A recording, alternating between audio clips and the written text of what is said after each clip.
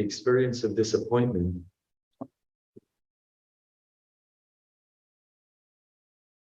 is a horrible revelation in the life of the human being.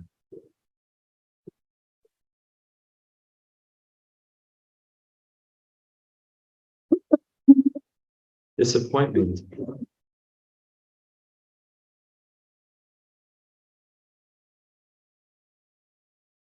is a fracture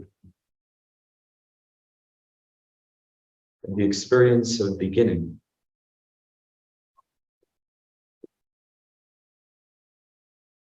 And in a sense, a pattern that plays out again and again in our lives.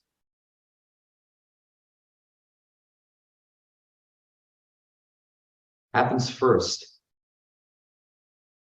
when, as children, we're filled with dreams, expectations, hopes of what might be. And the first subversion of that, the first fracture, the first hint that not all is as it seems, that not all will proceed in according to the way that we thought it would, is the experience of disappointment.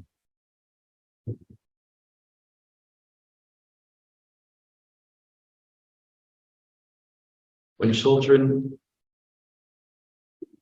lose trust in adults,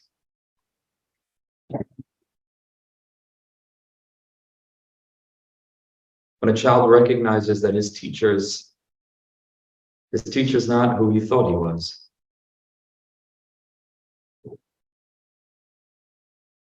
when a child becomes disappointed in a parent,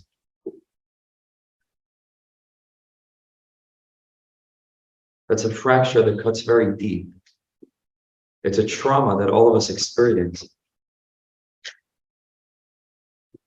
that cuts to the core of our psyche, of our consciousness. Because a child believes that his parents are superheroes, perfect people. And a moment of disappointment is a moment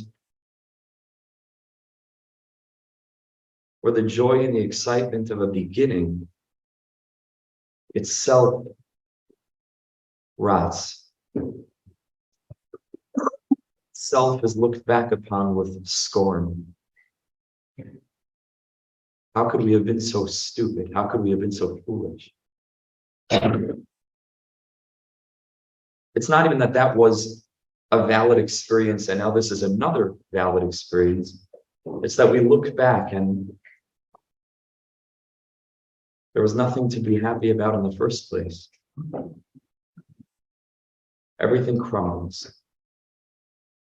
And the reason this is so traumatic is because this initial experience that all of us have in our own lives, each of us will experience this and have experienced this in different ways.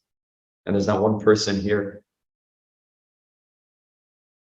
that's been free from this experience. It's the human experience. The reason this is so painful is because it begins to cast aspersion on every other future beginning. Because there's always going to be that tinge of uncertainty. Somewhere deep, deep, deep, deep inside, built into the fundamental framework of marriage is the possibility of divorce. Built into the fundamental framework of parenthood is built the possibility of loss.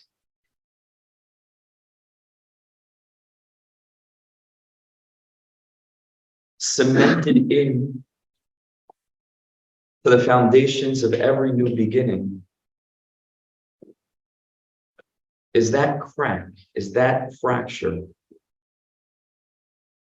is that voice inside of us that tells us, don't get too excited.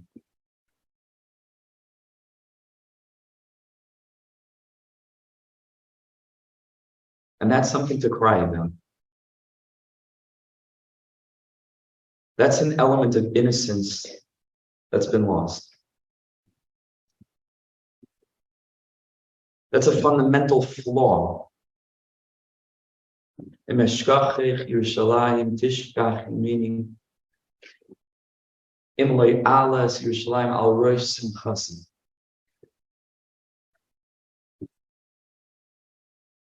in this kinna that we're going to read, we contrast Mitzrayim, the way it was when we left Mitzrayim, with how much expectation, with how much vision, with how much light and clarity.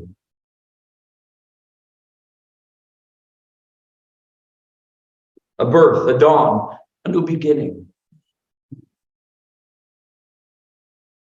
The infancy of our nationhood.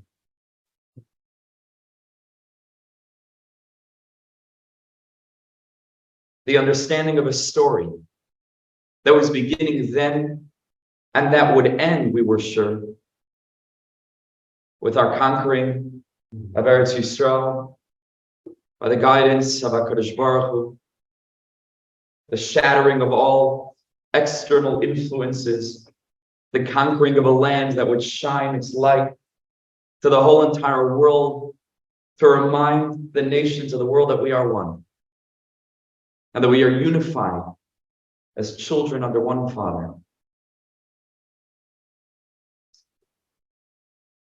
B'tzeisim Mitzrayim. And we sit on the floor every Tisha B'Av for 2,000 plus years. And we reflect on what we must have been feeling B'tzeisim Yerushalayim. How that has impacted every element of our psyche.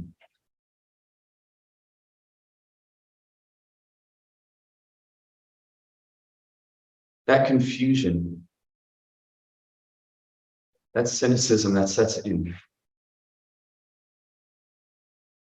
The most beautiful thing, and this is a bit of a turning point in the morning, is the very last stanza of this kinna shifts from all the stanzas that preceded.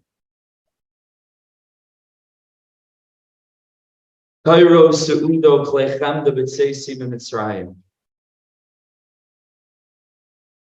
How much beauty, how much clarity, how much learning, how much hope, how much idealism we had with Seisi Mitzrayim. And the Payat reminds us, Sasin b'simcha v'nas yagun v'anacha b'shuvi Yerushalayim. If it's possible for a second experience to force us to recontextualize the first, then it's possible for a third experience to force us to recontextualize the second. The story isn't over. B'shuvi Yerushalayim, we're coming home. We're coming home. We're coming home. We speak about not knowing what we need to do. It's true, but all of us know what we need to do.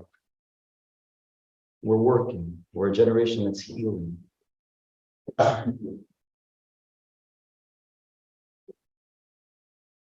We should merit to taste that earliest ray of some kind of feeling. The story isn't over.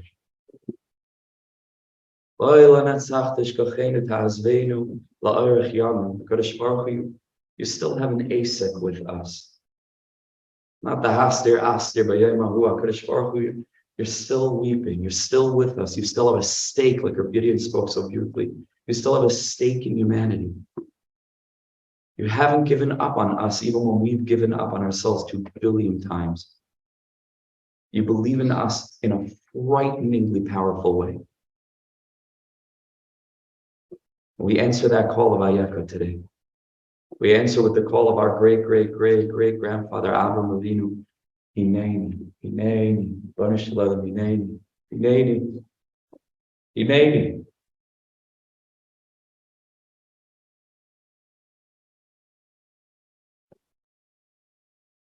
We should merit to taste that together.